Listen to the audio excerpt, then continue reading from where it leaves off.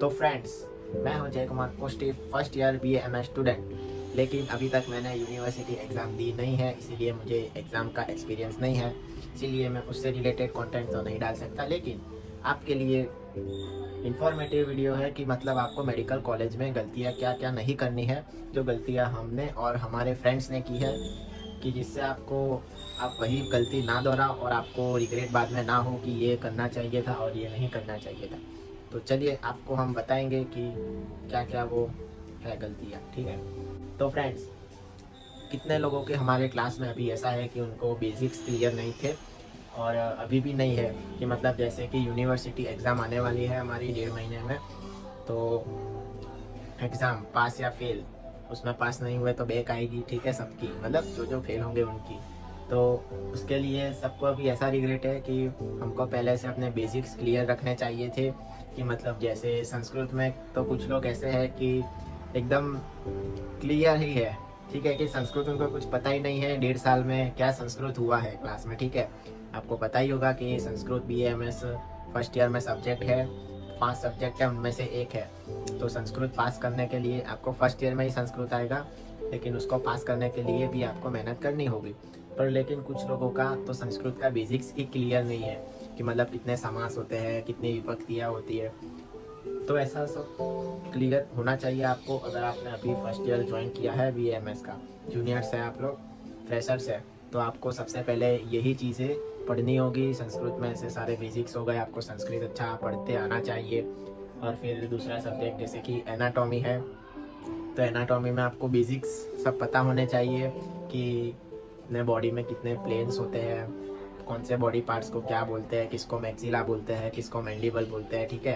Facial में कितने bone होते हैं, सारे बोन्स के नाम पता होने चाहिए। हाथ में फ्लेक्सर कंपार्टमेंट में कौन से बोन्स होते हैं, ऐसा सब आपको सबसे पहले बेसिक्स पढ़ना है, ठीक है। नहीं तो अभी आपकी फर्स्ट टर्म एग्ज़ाम भी आ जाएगी 2-3 महीने में, लेकिन आपको कुछ आता नहीं होगा। इसीलिए सबसे पहले आपको बेसिक्स पढ़ना है सारे सब्जेक्ट में, ठीक है। ऐसा नहीं है कि अभी एग्ज़ाम आ जाएगी तो आप कुछ भी उठा के कोई भी IMP क्वेश्चन हो वो पढ़ लो। सबसे पहले बेसिक्स पढ़ो, उसी से रिलेटेड सब कुछ होगा। तो सबसे पहले बेसिक क्लियर करो, ठीक है।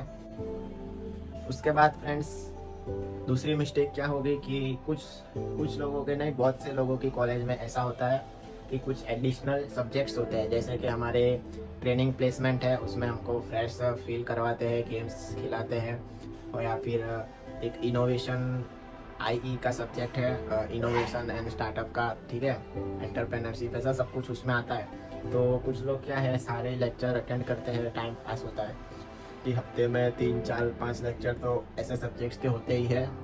तो वो कुछ लोग डिसिप्लिन में रहते हैं तो सारे लेक्चर्स अटेंड करते हैं, सोच कर कि ये काम आएगा, कि ये ज़रूरी है आगे, मतलब यूनिवर्सिटी में काम आएगा, कि हमको अटेंडेंस के मार्क्स मिलेंगे, ठीक है। तो ऐसा होता नहीं है फ्रेंड्स। ये जो बेकार के सब्जेक्ट्स हैं आपके कॉलेज में, उनके लेक्चर हम बताएं तो आप ना ही भरो तो अच्छा है।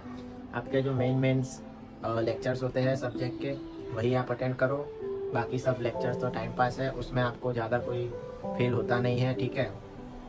तो आप 1 दिन या 2-4 दिन पढ़ के लास्ट के उसमें भी पास हो सकते हो, आपके जो अदर सब्जेक्ट है उसमें, मेन सब्जेक्ट में नहीं, ठीक है। फिर उसके बाद मिस्टेक, वो सबसे बड़ी मिस्टेक होती है अटेंडेंस की। तो कुछ लोग हमारी क्लास में से भी और फ्रेंड सर्कल में से भी ऐसे भी थे कि वो नए स्टार्टिंग में कॉलेज आए, तो मतलब उनको ऐसा था कि मौज में थे, सब लोग के कॉलेज में आए हैं तो मौज करेंगे, ऐसा करेंगे। तो लेक्चर्स ही अटेंड नहीं करते थे, बहुत बंक करते थे, ठीक है। तो आपको स्टार्टिंग में, आपका भी कॉलेज स्टार्ट हुआ है, तो आपको इतना ज़्यादा लेक्चर बंक करने की ज़रूरत नहीं है।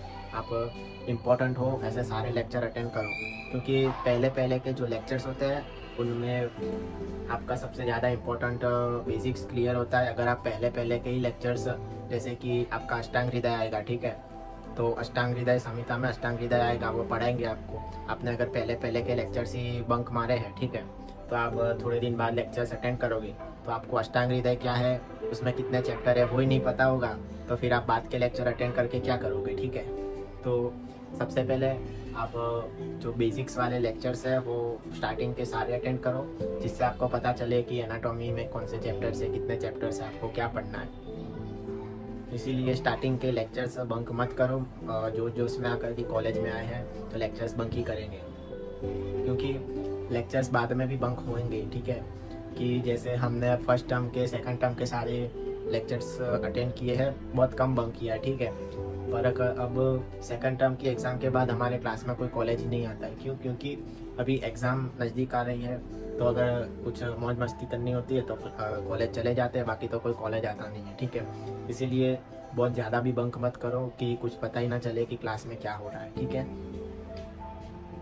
फिर उसके बाद फ्रेंड्स, आपको जर्नल लिखने की आएगी थोड़े टाइम बाद, तो वो जर्नल आप जल्दी से जल्दी बताओ, क्योंकि अभी हमारी यूनिवर्सिटी एग्ज़ाम आ रही है और हमारी अभी जर्नल लिखने भी बाकी है। तो अभी के टाइम में हम जर्नल लिखेंगे कि जो एग्ज़ाम है उसकी तैयारी करेंगे।